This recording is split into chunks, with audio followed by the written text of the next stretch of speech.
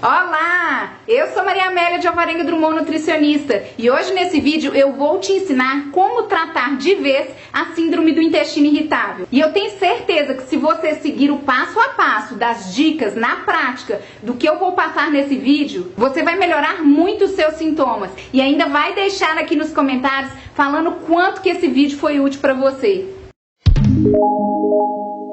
A síndrome do intestino irritável é uma doença intestinal que a pessoa sente vários sintomas. Os mais comuns são desconforto abdominal, excesso de gases. Também a pessoa reclama muito de diarreia, essa mudança no hábito intestinal. Então, frequentes diarreias e muitas vezes também alternadas com constipação. Às vezes uma percepção de fezes ácidas e também presença de muco nas fezes. O diagnóstico para a síndrome do intestino irritável, ele é por exclusão. Então a pessoa chega ao médico com sintomas e o médico vai fazer uma investigação completa com vários exames, colonoscopia, às vezes uma biópsia intestinal, pode ser pedido também um coprológico funcional de fezes. E aí o médico vai excluir certas doenças, como por exemplo doenças inflamatórias intestinais, doença de Crohn, colite ulcerativa. Também tem que excluir o diagnóstico de uma diverticulite, uma doença celíaca. E aí, por exclusão, a pessoa não apresentando outras doenças intestinais, ele dá o diagnóstico de síndrome do intestino irritável. E muitas pessoas têm dúvida do que causa a síndrome do intestino irritável. Na verdade, são várias as causas que podem deixar o intestino mais irritado, mais sensível e causar todos esses sintomas desconfortáveis que eu falei. Excesso de gases, cólica, presença de diarreias constantes, oscilando com constipação. Então a pessoa ela começa a ter um problema crônico, porque muitas vezes ela vai ao médico e trata com a medicação ali que o médico passou para conter a diarreia, mas ela não vai na causa, porque tratando a causa ou as causas, a raiz do problema, você vai tratar de vez a síndrome do intestino irritável. A primeira causa que eu vou falar aqui são doenças pregressas que atacam o intestino de forma direta ou indireta. Vamos dar um exemplo aqui, pessoas que trataram xistose, ou verminoses, ou parasitas. Então, mesmo essas pessoas não tendo mais o parasita ali no intestino, a doença ativa, muitas vezes esse parasita lesionou a parede intestinal. E a pessoa não fez a recuperação dessa mucosa intestinal. Então, virou um problema crônico. Por cima vem a nossa alimentação, o estilo de vida, o estresse, tudo isso são causas também que levam para uma parede intestinal irritada, a gente vai somando. Outra causa para a síndrome do intestino irritável é o uso contínuo de antibióticos, ou se você teve uma doença e que exigiu um maior uso, uma maior quantidade de uso de antibióticos, isso pode te gerar uma disbiose, que é um desequilíbrio da microbiota intestinal. Ou as bactérias ruins cresceram em relação às bactérias boas, ou as boas diminuíram em relação às ruins. Então o antibiótico ele faz isso. O uso também de alguns outros medicamentos podem desequilibrar essa relação entre bactérias boas e bactérias ruins. A própria alimentação faz desequilibrar essa microbiota intestinal, essa relação entre as bactérias benéficas e as ruins. Então excesso de alimentos industrializados, conservantes, corantes, excesso de açúcar, excesso de gorduras na alimentação, excesso de carne vermelha, tudo isso tem que ter um equilíbrio, que a gente vai falar mais pra frente nesse vídeo. Também existem alimentos que vão gerar alergia tardia, que nada mais é que sensibilidade alimentar, que muitas vezes nem acusa no exame, mas a gente vai falar nesse vídeo quais são os alimentos que mais podem causar essas sensibilidades alimentares e gerar um maior desgaste para esse intestino. Existem alguns alimentos que contêm proteínas e essas proteínas, ao entrar em contato com a nossa mucosa intestinal, elas agridem essa mucosa intestinal, aumentando a permeabilidade desse intestino. O intestino hiperpermeável ele é extremamente reativo. Além disso, existem alimentos que podem conter micotoxinas. Esses alimentos também têm que ser retirados da dieta dos pacientes que têm síndrome do intestino irritável. A primeira dica que eu vou te dar para você saber tratar de vez a síndrome do intestino irritável é olhar a sua condição de sintomas hoje. Como você está hoje? Mais diarreias ou oscilando? Diarreia, constipação. Por que você tem que saber isso? Porque se as suas diarreias estiverem muito frequentes, nós vamos ter que dar alimentos que contenham essa diarreia. Se eu não entendo esse conceito, eu continuo tendo diarreia e essa diarreia vai desgastando o meu intestino, inflamando, aumentando essa permeabilidade intestinal. Se eu tenho o conceito de quais são os melhores alimentos para conter essa diarreia, na crise eu vou comer alimentos que acalmam esse intestino. Então eu vou ensinar para vocês dois conceitos: fibra solúvel e fibra insolúvel. Qual que é o papel delas para a gente conseguir modular esse intestino? As fibras insolúveis, como o próprio nome já diz, são insolúveis na água do intestino. Então imagina a gente comendo cascas, sementes, bagaços. Vamos pensar a gente comendo uma couve, mesmo refogada ou crua. Por mais que eu mastigo essa couve, ela vai gerar um resíduo. Chegando no meu intestino, esse resíduo é insolúvel. Ele vai fazer uma cosquinha no meu intestino e vai aumentar o peristaltismo intestinal, o movimento do intestino. Então, fibra insolúvel, casca, bagaço, sementes, tudo que gera esses pedacinhos, esses resíduos, os alimentos crus têm muita fibra insolúvel, eles são excelentes para momentos de constipação. Então, quando eu estou constipado, eu vou comer mais fibras insolúveis. Lembrando que fibras, independente do tipo, sempre tem que estar associada à água. Já a fibra solúvel, como o próprio nome já diz, solúvel na água do intestino. Então ela se solubiliza na água do intestino, formando um gel. Então imagina a gente comendo uma cenoura cozida. Ao cozinhar o alimento, você modifica essa fibra, você abranda essa fibra, tornando a fibra insolúvel em mais solúvel. Então vamos imaginar a gente comendo a cenoura cozida. Na hora que eu mastigo essa cenoura, ela desce um purê. Imagina a gente também comendo chuchu sem casca, a moranga sem casca cozida, tudo vai descer um purê. Esse purê chega no intestino e acalma a parede intestinal. Ele não gera aquele resíduo para aumentar o movimento de expulsão das fezes. Então quem está com diarreia tem que comer muita fibra solúvel, retirar a casca dos alimentos, preferir os alimentos mais cozidos, preferir aquelas listinhas de alimentos que são mais constipantes. Por exemplo, a banana prata é uma fruta que é rica em fibra solúvel, ela vai descer um purê e ela também é um alimento que prende mais o intestino. Então a gente vai se ligar nesses detalhes. Evitar alimentos crus, evitar salada crua, alimentos que geram resíduo e preferir esses alimentos que acalmam o intestino. Então, quando o alimento rico em fibra solúvel chega nesse intestino, ele capta a água, ele forma um gel, ele dá forma para as fezes, mas sem dar diarreia. Então, a fibra solúvel também é interessante na época de constipação, porque se ela capta a água, ela ajuda a amolecer as fezes que estão mais ressecadas. Por isso que a água é muito importante, tanto em quem tem diarreia, tanto em quem tem constipação. Então vocês têm que entender esse conceito, que na diarreia a gente tem que preferir alimentos constipantes ricos em fibras solúveis. São alimentos que geram menor resíduo. Então, se vocês perceberem a consistência do alimento que desce, vocês vão ver que eles são ricos em fibra solúvel. Beterraba cozida, chuchu cozido sem casca, tudo evita casca, porque na casca concentra mais fibras insolúveis. Já nos períodos de constipação, a gente vai preferir alimentos crus, bagaços, alimentos que soltam mais, por exemplo, mamão, manga. A gente vai preferir alimentos mais laxantes. Então a primeira dica é você conter essa diarreia, dar alimentos que acalmam esse intestino. Eu vou deixar nos cards e também no descritivo um vídeo em que eu ensino um suco calmante intestinal. Ele tem maçã, cenoura e chá de camomila. Esse suco faz parte do meu e-book 20 receitas de sucos e suchás detox.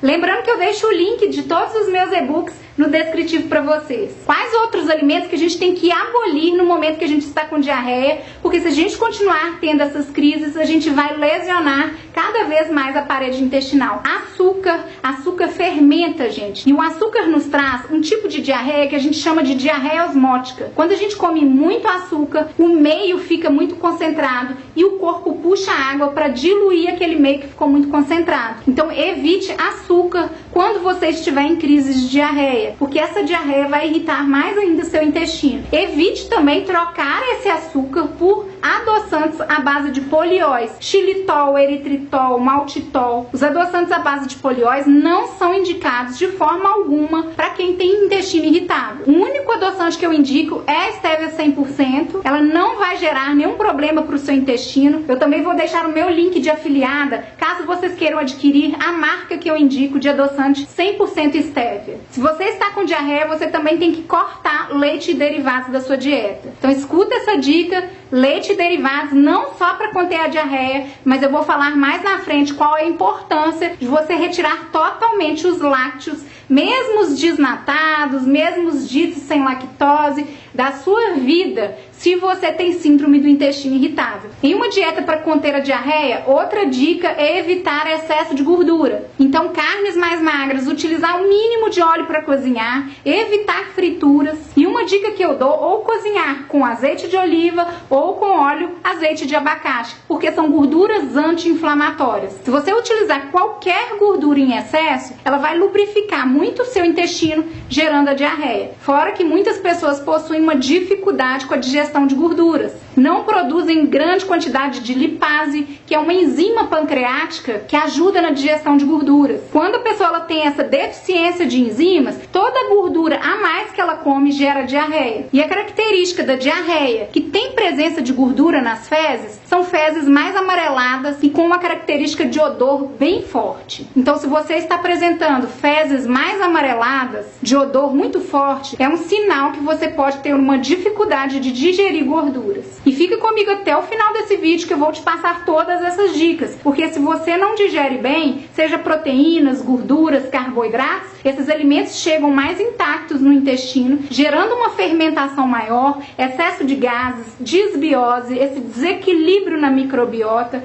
chegam agredindo essa mucosa intestinal, aumentando essa permeabilidade e gerando uma inflamação, uma irritação, uma síndrome do intestino irritável. Então é muito importante a gente digerir, a gente ter todas as enzimas suficientes para fazer a digestão. Outro alimento que não é interessante para quem está com diarreia, com o intestino mais irritado, é o feijão. O feijão é rico em lectina, não é todo mundo que suporta. Então evite feijão aí no momento que você está com diarreia. Os amendoins e as castanhas também não são indicados nesse momento de crise, porque eles podem conter micotoxinas. Essas micotoxinas chegam no intestino, que já está irritado, e aumenta essa irritação. Então não vai ser interessante. Retire amendoins e castanhas, não importa qual castanha, evite nesse período. Finalizando, a gente precisa conter a diarreia para acalmar, para dar repouso para essa parede intestinal. Dá para usar chás calmantes, camomila, cidreira, funcho, são chás que acalmam. Se você tiver aí excesso de gases, um chazinho de gengibre também ajuda muito nesse momento em que os gases estão constantes. Em relação às frutas, prefira sem casca. Então maçã sem casca, pera sem casca, banana é maravilhosa, água de coco. Então esse período é um período de acalmar esse intestino e evitar as crises de diarreia. A segunda dica que eu vou te passar é aplicar o método 6Rs para você recuperar o seu intestino. Você já ouviu falar do método 6Rs para melhorar a saúde intestinal? O primeiro R que você vai fazer na prática é remover. Remover tudo que faz mal para o seu intestino. Por quanto tempo? Por no mínimo 30 dias. Você vai remover tudo que faz mal para o seu intestino. Vamos falar aqui o que faz mal para o intestino? Leite e derivados. No leite, nos queijos, nos produtos lácteos, a gente tem a caseína. A caseína é uma proteína grande. Quando ela chega no nosso intestino, ela agride a nossa parede intestinal, aumentando a permeabilidade intestinal. Quando esse intestino fica hiperpermeável, a gente começa a passar para o nosso sangue substâncias indesejáveis, toxinas, proteínas mal digeridas. O corpo começa a entender que aquilo ali são agentes estranhos e começam a atacar esses agentes estranhos. Então a gente tem mais inflamação no corpo. Quando a gente está com o intestino hiperpermeável, a gente tem mais alergias, a gente pode ter o próprio corpo atacando ele mesmo. Então doenças autoimunes. Então é muito comum pessoas, ao queixarem problemas intestinais, também queixarem doenças autoimunes, psoríase, tiroidite de Hashimoto, diabetes tipo 1. Todas essas doenças são doenças autoimunes que o corpo ataca ele mesmo. Então remover leite e derivados é de extrema importância para você recuperar essa mucosa mucosa intestinal. Não importa se esse leite é sem lactose. O problema não está no açúcar do leite, o problema está na proteína do leite, que muitas pessoas têm dificuldade de fazer a digestão dessa proteína. Outra substância que a gente vai remover por no mínimo 30 dias, para a gente ver um efeito de cicatrização intestinal, para a gente ver uma melhora nessa resposta intestinal, para dar tempo da gente recuperar esse intestino, é o glúten. É a mesma coisa, o glúten chega na parede intestinal, lesionando essa parede e irritando essa mucosa intestinal. Então comece a verificar receitas que não tem glúten, farinhas à base de arroz, polvilhos, féculas, fécula de batata, fécula de mandioca, ou comece a comer o alimento mais natural.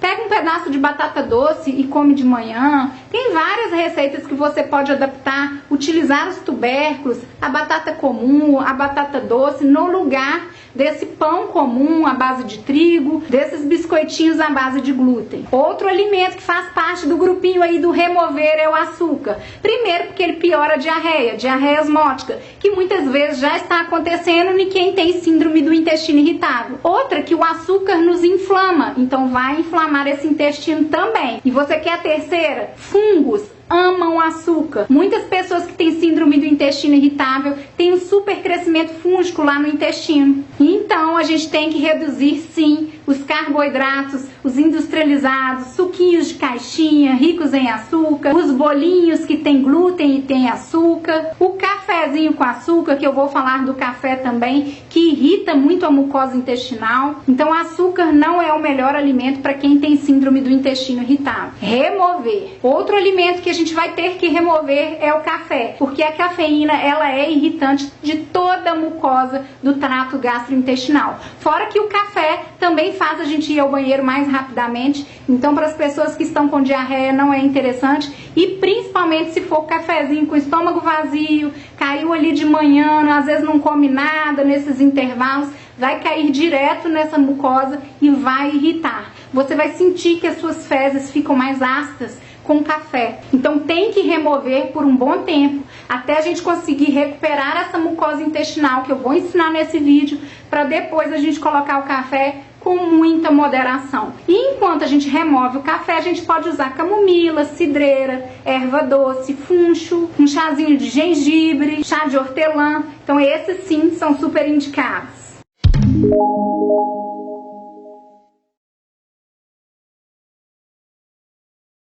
O foco no remover também tem que vir nos industrializados. Pacotinhos, refrigerantes, caixinhas, balinhas, tudo que vem em pacotinho, evitar. Tente colocar para dentro aquilo que a natureza te trouxe de brinde, que muitas vezes a gente não aproveita. Outros alimentos que nós temos que ter o foco no remover são os amendoins, as castanhas, as oleaginosas. Esses alimentos muitas vezes são riquíssimos em micotoxinas. Então foco no remover, nas castanhas, nas oleaginosas e nos amendoins.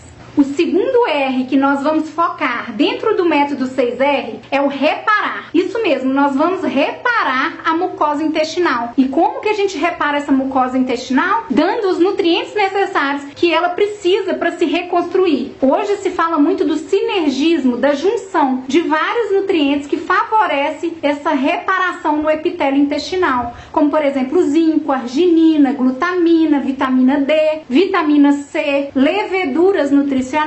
E já existem suplementos específicos para essa etapa dos 6Rs, que é reparo. Suplementos que vão reconstruir esse epitélio intestinal. O ideal é utilizar em conjunto a etapa do remover o que faz mal, junto com a etapa do reparar, colocando suplementos específicos que fazem o reparo do epitélio intestinal. O ideal nessa etapa do reparo é utilizar o suplemento por 3 meses, para dar tempo do epitélio fazer a sua reconstrução. Lembrando que eu vou deixar o link desse suplemento específico para a reconstrução do epitélio intestinal, caso vocês queiram aplicar essa etapa do reparar junto com o remover do método 6R, para você ficar aí sem sintomas. Lembrando que uma etapa depende da outra. Não adianta eu colocar algo que faz bem se eu continuo fazendo algo que me faz mal. A terceira etapa que você vai aplicar na prática para você ficar livre de vez da síndrome do intestino irritável é a etapa do recolocar. Recolocar mastigação. Vocês percebem que a mastigação é a primeira etapa da digestão? Muitas pessoas comem voando Se você não mastiga bem, você dificulta o trabalho do seu estômago, e se esse estômago não produz ácidos suficientes, um problema maior. Vai chegar alimentos muito preservados no seu intestino, e isso dificulta a ação desse intestino. Pode haver uma maior fermentação por parte das bactérias, uma disbiose, um desequilíbrio. Essas proteínas mal digeridas podem lesionar a parede intestinal, irritando esse intestino. Então a primeira etapa da digestão é muito importante, que é a mastigação. Esse alimento tem que descer um purê para o seu estômago fazer a etapa da digestão. Então nós vamos recolocar mastigação. É muito importante, parece uma bobagem, mas vai fazer toda a diferença para você ter um intestino mais saudável. Dentro da etapa do recolocar, talvez é necessário recolocar enzimas digestivas. Quando que você vai perceber que é necessário colocar enzimas digestivas? Quando você come, por exemplo, proteínas, carnes,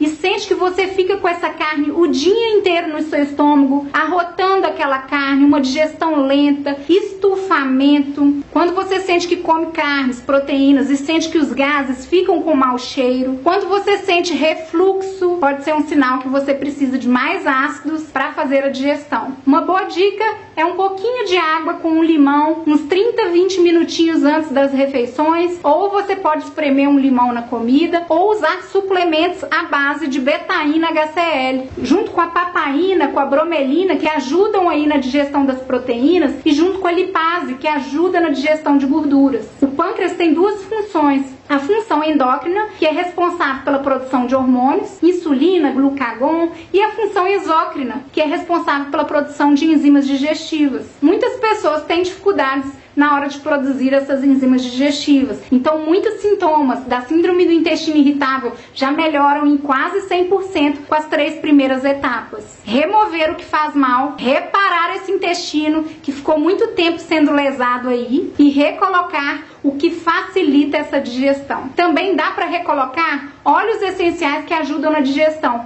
Eu recomendo muito os Ingest da doTERRA. A gente dilui uma gota desse óleo, eu uso em bastante água, em 1 litro e meio de água, para o gosto não ficar muito forte. E eu uso até 3 vezes ao dia na minha água, ou seja, um total de 3 gotinhas por dia. Eu sinto que ajuda muito na digestão. E eu vou deixar o link aqui para vocês, caso vocês queiram adquirir. E o quarto R, dentro do método dos 6 R's, é o reequilibrar. Como reequilibrar? Através da meditação, através da atividade física, através de um sono de qualidade, através do gerenciamento e o controle do estresse. Uma das funções do intestino é de imunidade. Por incrível que pareça, 70% das células imunológicas estão no nosso intestino. E vocês já ouviram falar que estresse diminui a imunidade? O estresse em excesso diminui no nosso intestino as bactérias benéficas. Isso gera uma desbiose intestinal. Já a atividade física modula o nosso sistema imunológico. Essa conexão intestino-cérebro é uma via de mão dupla. A gente precisa cuidar do intestino para esse intestino fazer a função dele imunológica, produção de hormônios neurotransmissores, como o caso da serotonina. Essa serotonina nos traz uma sensação de tranquilidade, de bem-estar. Ao mesmo tempo, a gente também precisa da etapa do reequilibrar, porque quando a gente faz atividade física, quando a gente faz meditação, quando a gente gerencia o estresse, a gente também melhora o intestino. O intestino ajuda nas nossas emoções e as nossas emoções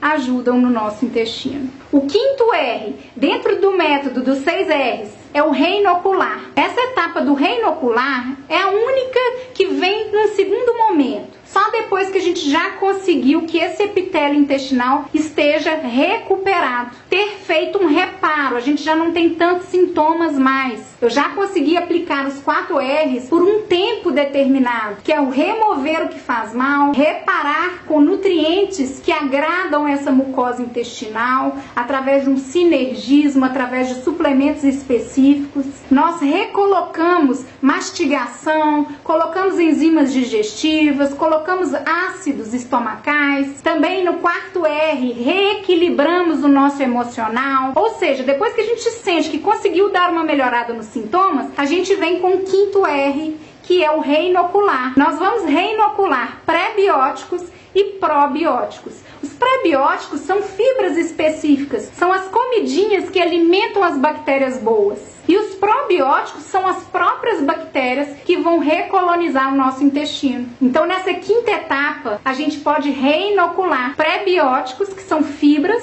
e probióticos, que são bactérias benéficas para recolonizar o nosso intestino, que já está mais reparado, que já está com um estado de saúde melhor. E a última etapa, o último R, dentro do método dos 6 R's, é reavaliar. Depois de 30 dias, 60 dias, 90 dias, é interessante que você repita os seus exames, é interessante você reavaliar quais sintomas que ainda estão persistentes, você voltar ao seu médico, você voltar ao seu nutricionista para poder fazer uma reavaliação e quem sabe aí fazer uma modificação na dieta ou introduzir mais algum suplemento. Então é muito importante no início você marcar quais são os seus principais sintomas, quantas vezes que você tem esses sintomas ao dia e ver se realmente você teve alguma mudança, alguma melhora. Então é isso, espero que tenham gostado desse vídeo, que tenha feito diferença na vida de vocês. Se ainda não é inscrito no meu canal, se inscreva. Se gostar desse vídeo, deixa aquele like, compartilhe com os amigos. Me segue lá no Instagram também, @AmeliaDrummondNutricionista. Que fique claro, não é fácil cuidar do intestino. Vocês vão ter que remover o que faz mal. Não é à toa que remover é o primeiro R, é a primeira etapa, porque vocês vão tratar na raiz,